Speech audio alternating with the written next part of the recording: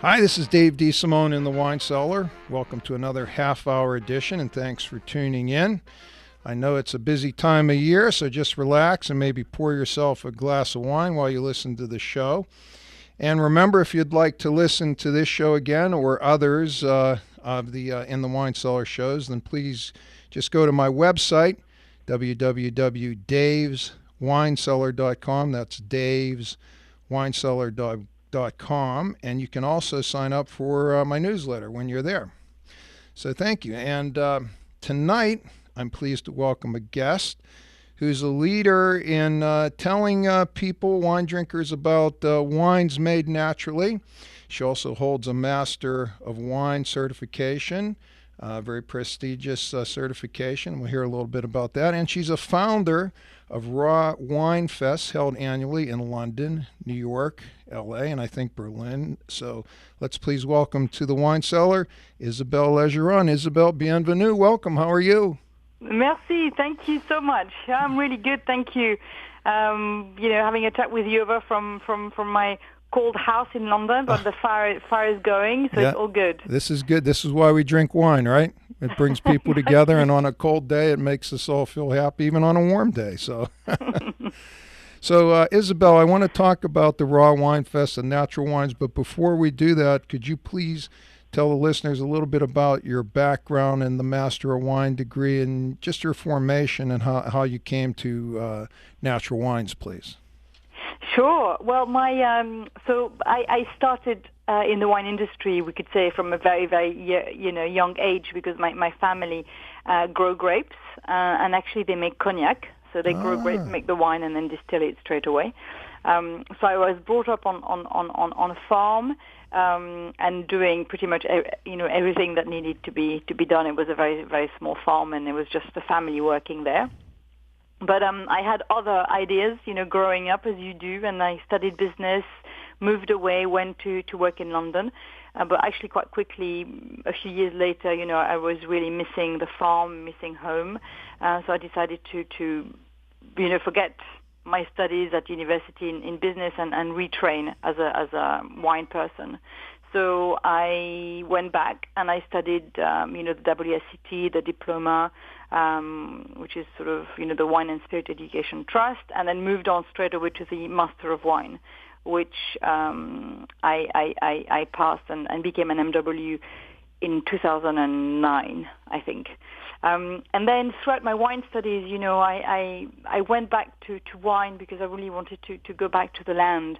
But I wasn't really finding, a lot of farmers and peasants, in the wine industry. The wine industry was very much, about, running a business. And so, I became a little bit disillusioned.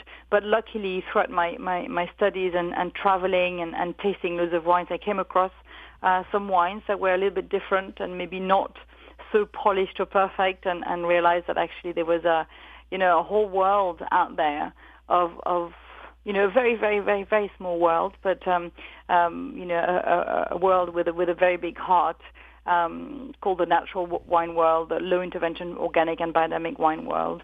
And that those wines really resonated with me. The people really resonated with me. They were the people who they farmed, but they also made the wines, and they also sold the wines. They were doing everything very much like I had been brought up doing. Yeah. And when I became an MW, I just thought, okay, this is it. I'm only going to be, working with people I just love spending time with, and never looked back. Yeah, no, I mean, I'm a big believer in that you have to find the people who are good company for you, because if you're spending your time in the company of people or pursuits that are not satisfying for you, then, it's not a dress rehearsal in this life. We only have one, so you have to do try to do what resonates with you, as you say. And I'm curious, Isabelle, when you were growing up in the cognac area, which I didn't know, but was that a what you'd call was the production then industrial, or was it more akin to the natural, hands-on, artisan, organic approach? Well, I mean, that's a really interesting and great question. So it changed actually. So when I was little, I remember during the harvest, and we had a team of about 15 people. My mum was doing all the cooking.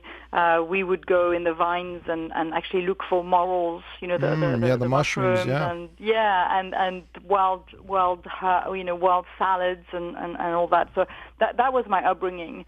But unfortunately, and I was born in 72, so right. I would say the first 10, 12 years of my life were very much in that kind of setting. And then my parents, who were in that sort of like generation who actually changed a lot. We've experienced conventional farming very recently. I would say in the past sort of 40 years or so. Post World War II, yeah. Yeah, and then it's like in late 70s, 80s, and this is exactly where my parents fitted in. They decided actually it would be probably easier to use fertilizers rather than manure. They decided actually it'd be a lot easier to use a machine to harvest the vintage rather than use people. So I saw the transition from actually something they inherited from my grandparents, which was everything was handmade, everything was organic, and then actually they did the conversion to conventional to this date, because actually my brother took over the vineyard, and he is still farming conventionally. Oh, wow. What a rich irony that is. Imagine. Yeah. It's a sore topic at Christmas. Well, it is easier to go conventional, and I know that after World War II, I mean, people were trying to, make a living, and labor was becoming more expensive. So there's a lot of reasons to it, but all the more reason when you, as we were talking off the air, you see some of these folks like Olivier Cousin and others who are real, paysans, still on the land working with their hands, that they stuck through this, and we see it in the wines. But that's a great background, and I think it's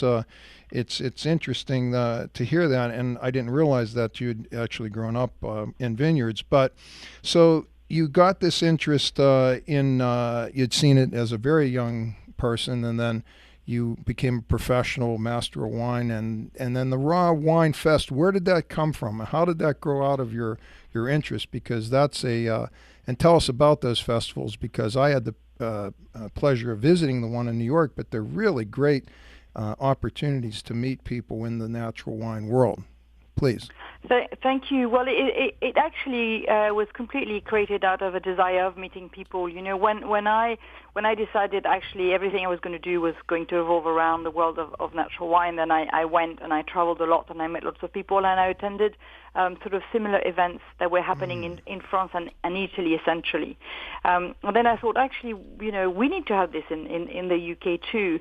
So in 2012, I created the first raw wine event in London. And then it sort of grew internationally in a way, or very organically, because the growers loved what we did in London, and they said, "Look, you guys, we want to follow you, so let's do other places." And it was very much, trying to basically put everybody under one roof, like you experienced in New York. These growers, I would say, don't travel very much. They might attend one or two events a year. They've got tiny productions. And actually, they much prefer being at home in the vineyard. So getting them out is always an honor and a privilege. And I wanted to make sure that, the professional world, could access these growers and taste the wines and ask questions, but also so that also members of the public could come and meet these growers. And this is how I sort of, came up with this idea of raw wine. And then on top of it, I really wanted to talk about transparency, and to talk about actually what goes on during the winemaking process. Because I think, as you know, the wine industry has been quite coy at, disclosing how things are done, in the cellar. And I would guess that a lot of people listening to us right now probably just saying that, wine is grape juice and full stop, but there are dozens of additives. Yeah. So what I really wanted to do with raw wine is use this as an excuse to start that conversation and get people to see that, wine has very many different facets. But because there's no ingredient labeling law in place at the moment, whether you're in the US or in Europe, people don't they can't choose. They really don't know what they're drinking. So I wanted raw wine to be a platform where we would have that conversation and where people would start realizing that, there's a lot going on that we don't know of. Yeah, I've heard it said that wine is one of the main consumer products that really has no, as you say, information about what's inside. Every other product you see, not only does it have a full list of the ingredients, it has the caloric content and every other thing. And wine, you just see a pretty label, etc. But and that goes a little bit back into certification. But I did want to make a point that I think that the Raw Wine Fest does appeal to people who are looking for more diversity in their wines, because one thing about all those wines I tried in New York at the Raw Wine Fest, and there must have been maybe 130 or 140 producers, complete diversity in style. They shared this different aspect of making wine naturally and growing the grapes organically. But what a wonderful diversity of flavors, and I think that that appeals to a certain segment of the wine drinking public, and maybe you're helping to grow that and speak to those people who are already in that, have that interest. Is that one of your goals, as you say, for the Raw Wine Fest? Yes, I mean, I would say the person who typically comes to the fair is somebody who actually cares a little bit about what they put in their body. They care a little bit about authenticity of flavors. They understand that maybe sourdough bread tastes different from, your very sort of, your white bread that you find, in a plastic bag, or that cheese can be, very large scale production, or can also be very small farmhouse raw milk cheese. And I would say that the wines that are at the fair are probably more akin to your sourdough bread. They're very tasty, but like you say, they can be very different, and they can be very different from one to another. And what I invite people to do is just to keep a really open mind, because in a way I think that we are quite, we taste, we have a fixed idea as to what a wine should taste like. Mm-hmm. And if I say the word Pinot Noir, or if I say the word Sauvignon Blanc, Chardonnay, in people's head there's already an image or a taste profile that comes up. But actually, a wine made naturally can taste a bit different. Yep. And it's about coming to experience, different flavor profiles, very maybe obscure grape varieties, and being really open to the experience and realizing that actually wine is not always wine. Yeah. And that's what I really try to say. No, I know what you mean. I mean, I always say, I always see a lot of maybe educational classes claiming, and also maybe some books, that the idea is to somehow demystify wine and, or to master it. And I know you're a master of wine, but I'm sure you'd be the first one to say that enjoying wine is not a pursuit of mastering it in the sense of unraveling all the mystery of it. It's actually delving into some of the mystery and the surprises, and continually searching, and it seems like these raw wines, natural wines, bring that, as opposed to a predetermined flavor or texture or what have you. Is that a fair statement? Absolutely. They are a lot less controlled. They're not made, with very strict sort of yeast regime or particular yeast strain that will impart particular flavors, or temperature control, or the color being controlled with adding, a coloring agent, or the texture being controlled by adding, other substances or additives, or some process, Yeah, so the wines are a lot more free, and the expression of the grape is more free, and also because the vineyard is farmed organically, and that's a big part of what a natural or low intervention organic biodynamic wine is. It's the farming is almighty, and it's only when you have an organic vineyard that you can talk about terroir. It's only when your soil is alive that it is able to communicate the information from the soil into the grape, into the vine, into the grape. If you have a dead soil, there is zero connection between that berry and the soil. So when people talk about terroir, which is such an abused term, you need to be careful when you hear all these marketing Yep. words. You can really only talk about terroir when you have a vineyard which is vibrant with life, because that's the only way that the vine can actually take any nutrients from the soil and all that beautiful information from the soil and the land, around it. Yeah, I have. And Good. no, I just wanted to say something about you.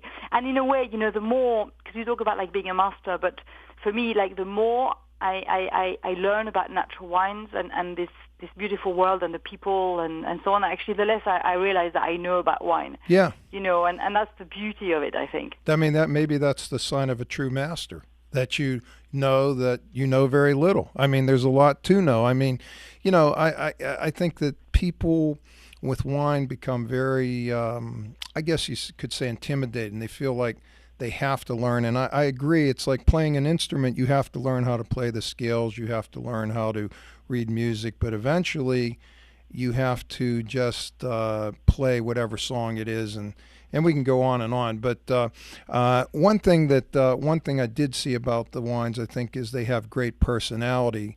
And I read in your book, Natural Wine, which has just been released, and I mentioned that in my website, daveswinecellar.com. It's a great introduction if listeners are interested in natural wine. Isabelle Legeron, it's available on Amazon, an introduction to organic and biodynamic wines made naturally. And the title of the book is Natural Wine. But in there you said, I believe you made the statement, Isabelle, that they are natural wines, and maybe in a nutshell in some ways are nothing taken away and nothing added. Is that did you say that in the book, I think, at some point? Absolutely. This is, yes, because people use the word natural wine as if, it's this kind of big concept, but what actually does it mean? And there's no official definition. So I came up with my own interpretation, and for me a natural wine is just 100% grape juice. It's when you work with just grape juice. And grape juice is amazing because, grape, and the only fruit like that is in fact pear and apple, where you can just press the fruit and everything it needs to ferment and age and create a great drink is contained. You don't need to add water, you don't need to add yeast, you don't need to add sugar, you don't need to add coloring, you don't need to add anything. So actually, grapes are this, really amazing fruit like that. But I mean, just to be clear, at the festival at Raw Wine, we also have wines where people have added sulfites. It's Right. really the only ingredients we allow, but we limit how much people can add to be part of our fair, and that's why I call them the low intervention organic and biodynamic wines. So they're not strictly speaking natural wines, but they are wines that are made with hardly any sulfites, in them. Just to be. Right. To be clear, but a natural wine is absolutely that. It's just 100% grape juice. I think I read one time from Alice Firing, she called it souf raisonné, like lute raisonné. Only add as much sulfur when it's needed and the least amount, and I think there's something to be said for that. And you can tell it when you open the bottle or not, whether a bottle's been heavily sulfited, because adding too much sulfite, I think, strips away some of the personality of the wine. So, yeah, for sure. And and I loved your comment. When you say that people are really scared about wine, but that they need to relax. You and I, we've done that. Wine experts. So-called wine experts. By trying to put things into boxes by maybe giving scores or Right. tasting notes, and I think in a way, people need to sort of worry less about, the technology or the theory, and just drink more with their stomach and not with their heads. yeah, Because actually wine is food, and you don't start giving scores to a piece of cheese or a piece of bread when you put it in your mouth, do you? And I don't know why we're doing that with no, wine, but no. I agree, and it's not something that you can just, by dint of effort, come to a point where it's over. It's a journey, and I mean, I that's one of the great pleasures for me, and I always try to communicate that. And I think that your Raw Wine Festival seems to be embody that as well. So. Our time has flown by here, Isabelle. It's been a pleasure talking with you, and I hope at some point, maybe in your journeys, you can maybe bring a little raw natural wine to Pittsburgh, Pennsylvania, where we are broadcasting this show. So I would love to, and I hear there's actually a little bit of a scene going on, and there are a few places where people can drink natural wine, so it's very exciting. Yes, there are a few here, a few bars, and the word is spreading. So thank you, Isabelle Legeron, and to our listeners, hang with us. We'll be right back for the second half of the show, so hang in there. Thank you.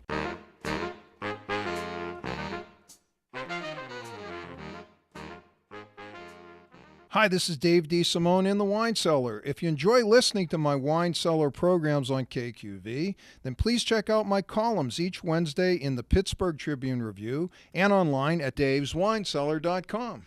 And for fun wine and travel-related photographs and tips and information on local wine dinners, check out my Instagram and Facebook pages. And remember, always enjoy and share a glass of wine each day with food and friends. Thanks for listening.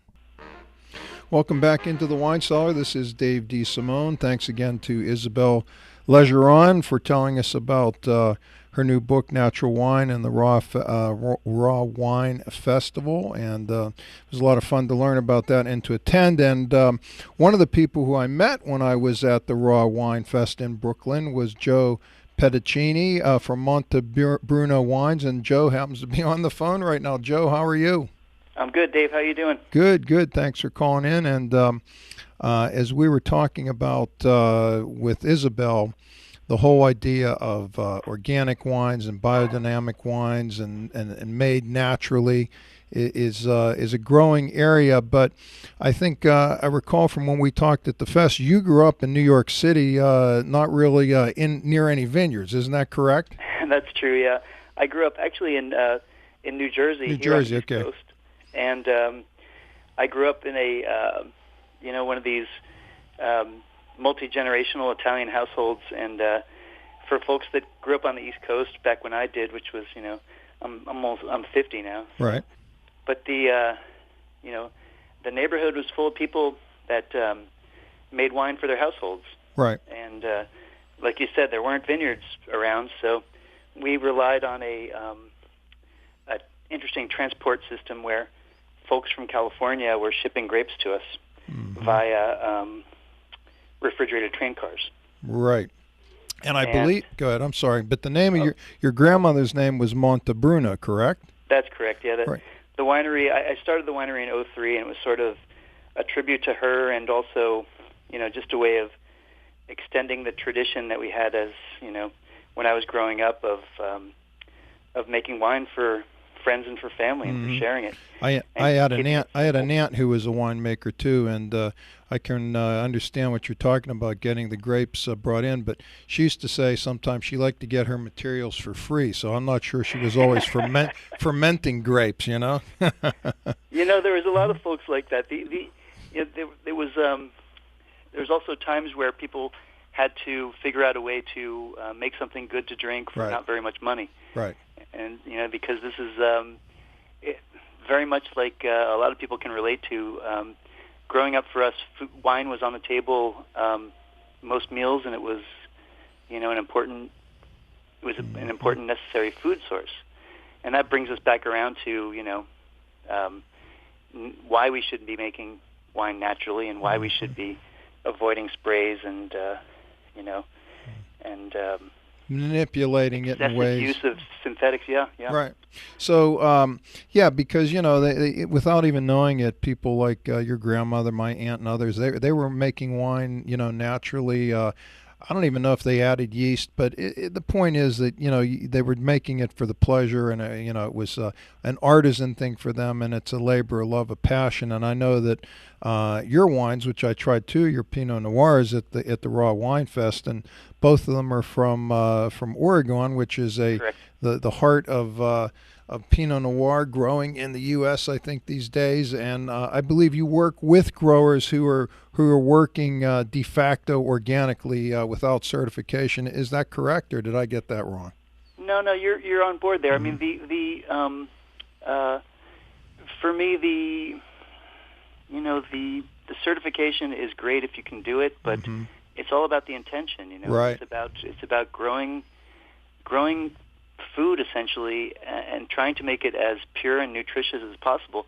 And the accidental but beneficial byproduct of that is it's way more delicious than if you mess with it. Yeah, and I think when you get into certification, sometimes it becomes marketing, because I know some wineries, they may grow their fruit organically. They take it to the winery and they work with it technically and add all kind of sulfur and such. You might as well why becomes a marketing thing rather than actual natural product, as you're mentioning, Joe. That does happen, and that's why it's so important to keep the consumers, informed on what's going on, and we have to realize that there's a lot of interest in natural wines and in natural foods and organic wines, and so there's going to be competition out there that wants to have a place in that market share, whether they have the same beliefs as us or not. So we have to make sure that just because it says organic doesn't mean that it's made by people that are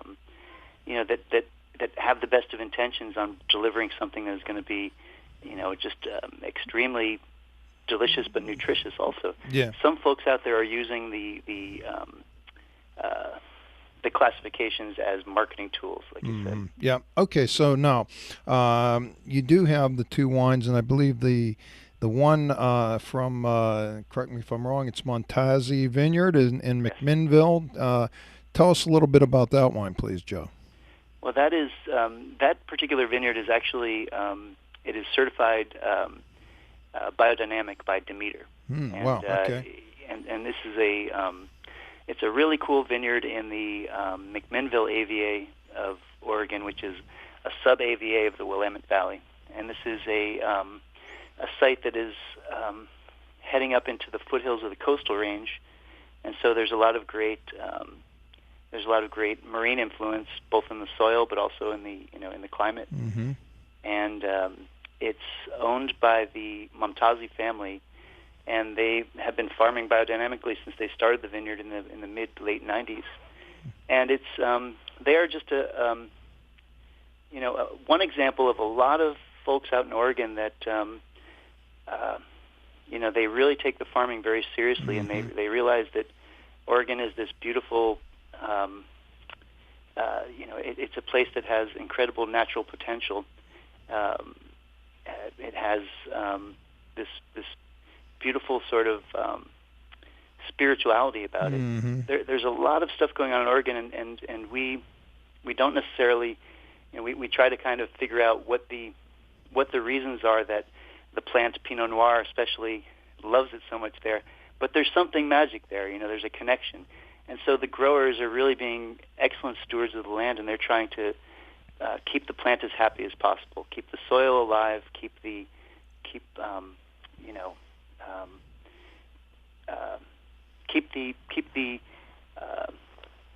plant in this very delicate balance, this very delicate dance that it's doing with the place. And the Montazis are a case in point of that. They're all of their applications that they use on the vineyard are made in a holistic way, and they're sourced from plants that grow wild on the property. It's the kind of thing that they do in Oregon.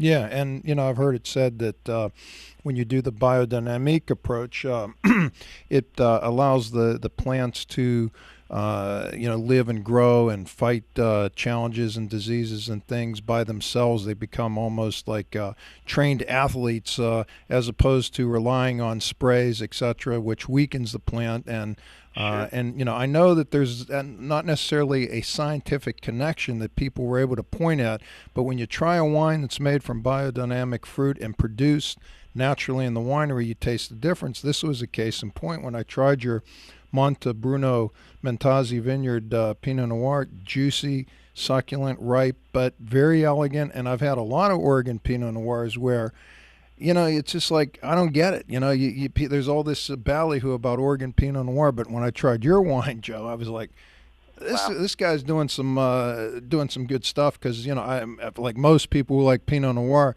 I have some of the naturally made and biodynamically made Pinots from Burgundy Yes. as a template. And I'm not saying your wine is like Burgundy, but it had its own personality, very much alive. And you have I another one. appreciate that. You're welcome, and it's great. I really was impressed. And then there's the Montebruno Crawford Beck Vineyard, which is from Aola Amity Hills. This was a little bit different terroir. I think you said it was maybe volcanic. Is that correct? The soils there? That's correct, yeah. This is now going a little bit more towards the other side of the valley, which brings us over towards the foothills of the coastal range. And you have, the foothills of the Cascade Mountains. Mm-hmm. And so you have much more of a volcanic influence on that side. Again, we're going through some wonderful changes in Oregon right now, where there's some great, very exciting kind of young producers that are coming in, and they're saying, they're kind of that school where they want to go the natural direction, and they're playing around with the various terroirs, just like I've been doing. And it all comes back to that. It all comes back to the terroir itself, and how if you allow the terroir to speak for itself, and you don't over manipulate the wine in the winery itself, you're going to have an energy level in the wine that is what's so exciting, I think, to people. And then if you take it a step further and you have biodynamics there, you have then you have this level of energy that's even heightened further. There's this connection between the wine in the glass that you're drinking, and the soil you're standing on, and the and the constellations we're standing under, and it's all tied in together. Yeah, no, I agree. It sounds mystical, but I like to say that here you have two wines, both the same grape variety, but they have different personalities. And when I'm trying wines, I like to look for wines that have personality. They're not just something. Ultimately, you want to drink them. That's for sure. But of course, yeah. These are wines that also appeal to the intellect a little bit, and make you think a little bit about it, which is great. So now, in terms of purchasing Montebruno, I know you're not a big producer, but I think on Wine Searcher you have some distribution on the East Coast. Is that correct? We do, yeah. My production is usually around 1,000 cases, so it's not a huge amount of wine, and a good amount of it comes back to New York, where I grew up on the East Coast here, so I have a good, strong market on the East Coast, and we do well on the West Coast also, in Oregon and California. Really exciting, though, that we started selling our wines quite a bit to the European market. Really?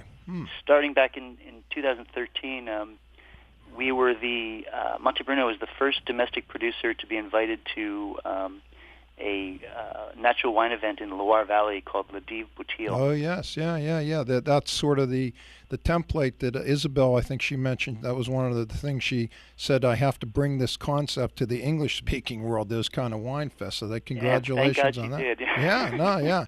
I've never been to that one, but I know some of the stars from that were at the Raw Wine Fest in Brooklyn. So it's a big growing family now, and it's really exciting to see. And so you have these buyers and these sommeliers and these reps and these people that are in the field for writing or for whatever other angles they're coming at it to, but they have this they have this sort of within these natural wine communities, they have a lot in common with the folks that they're meeting and talking with there. And the thing that kind of blows me away is that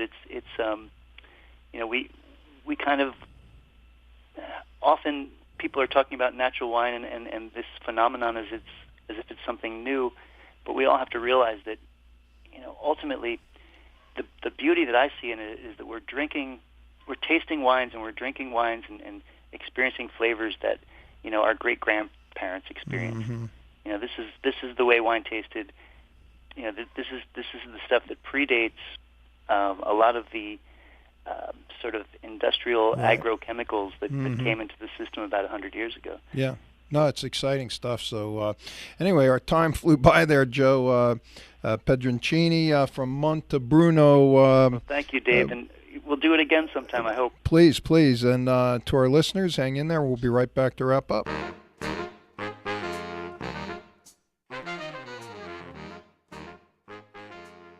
Hi, this is Dave DeSimone in the Wine Cellar. If you enjoy listening to my Wine Cellar programs on KQV, then please check out my columns each Wednesday in the Pittsburgh Tribune Review and online at daveswinecellar.com.